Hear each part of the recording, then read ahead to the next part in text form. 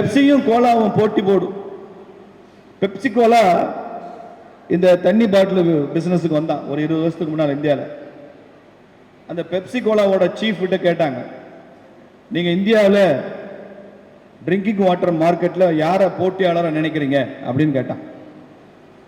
கேள்வி கேட்ட என்ன நினைச்சான்னா கொக்கோ கோலாவை தான் சொல்லுவான் பயமில்ல. அதை உடனே ஃபிளாஷ் பண்ணிடலாம் நியூஸ்ல. எப்படி பெப்சிக்காரன் கொக்கோ கோலாவை தான் காம்படிட்டரா சொல்லுவான் அப்படின்னு ரொம்ப ஆர்வமா இருந்தான். ஆனா அந்த பெப்சிக்காரன் என்ன சொன்னா, எங்களுக்கு ரொம்ப பெரிய காம்படிட்டர் சேலஞ்ச் என்ன தெரியுமா, இந்தியாவில் குடிக்கும் தண்ணீரை இலவசமா கொடுக்கணும், காசு கொடுத்து தண்ணி கொடுக்க கூடாதுன்னு இந்தியன் மைண்ட் செட்ல நினைக்கிறான் பாருங்க, அதுதான் எங்களுடைய காம்படிட்டர் அப்படின்னு. குடிக்கிற தண்ணீருக்கு விலை வைக்க கூடாதுன்னு நினைக்கிற இந்தியன் மைண்ட் தான் எங்களுக்கு போட்டி அப்படின்னு சொன்னா. இப்பதான் 20-25 வருஷம் ஆச்சு. இன்னைக்கு எல்லாரையும் தண்ணி கொடுத்து காசு குடிக்க வச்சுட்டானா இல்லையா? காசுக்கு தண்ணியை வாங்க வச்சுட்டான்னு கவலைப்படாங்க, கல்ச்சரை மாத்திட்டான்னு கவலைப்படுங்க. நமது பண்பாட்டை மாத்திட்டான்.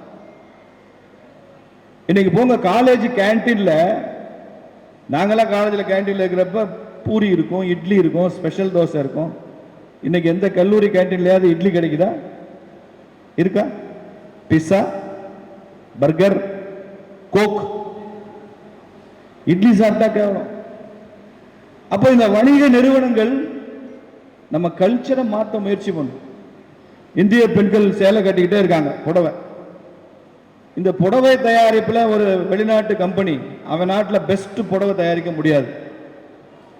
ஏன்னா சாரி மேனுஃபேக்சரிங் நாம தான் the best in the world.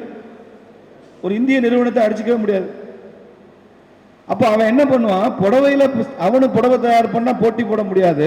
அதனால என்ன செய்வான், நிறைய பேர் எழுத வைப்பான், புடவை கட்டுறது பிற்போக்குத்தனம், சேலை கட்டுறது. சேலை கட்டுறது வயசான பெண்களோட அடையாளம். ஐயோ கண்ட்ரி, கண்ட்ரின்னா நாட்டுப்புறத்தம், பழைய ஆளு. Modern girl, liberated woman, progressive lady அப்படின்னா நீ என்ன செய்யணும், ஜீன்ஸ் பேண்ட் போட்டு டிஷர்ட் போட்டு வரணும். இப்போ இந்த ஜீன்ஸ் டிஷர்ட் தயாரிப்புல அவன் எக்ஸ்பர்ட். ஜீன்ஸ்ல நம்மளோட ஜீன்ஸ் முழுசா தயாரிக்கிறதுல கூட அவன் எக்ஸ்பர்ட் இல்ல, அங்கங்க கிழிச்சு விட்டுக்கிறான் பாருங்க, அதுல ரொம்ப எக்ஸ்பர்ட். நல்லா தச்சு கிழிச்சிருக்கிறான். ஏர் கண்டிஷன், உடம்புக்கு ஒரு ஏசி தேவைப்படுதுல, அங்கங்க கிழிச்சு விட்டுக்குது. பணக்கார வீட்டு பிள்ளையா இருக்கு, 3-4 கார் அவங்க வீட்டு வாசல்ல நிக்குது. எல்லாம் ஒவ்வொரு காரும் 1 கோடி 2 கோடி. அந்த பொண்ணு வெளியில வருது, ஜீன்ஸ் எல்லாம் தொடையில இடுப்புல எல்லாம் கிழிச்சு போட்டு வருது. அந்த வீட்டு வாசல்ல நிக்கிற பிச்சைக்காரன் அப்படிதான் கிழிச்சு போட்டு நிக்கிறான். பிச்சைக்காரனுக்கு காசு கொடுக்குற இப்படிதான் கிழிக்குது.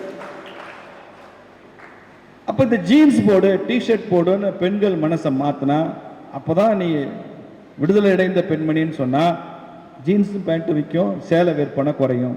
புரியுதா உங்களுக்கு? கல்ச்சரை மாத்தணும்.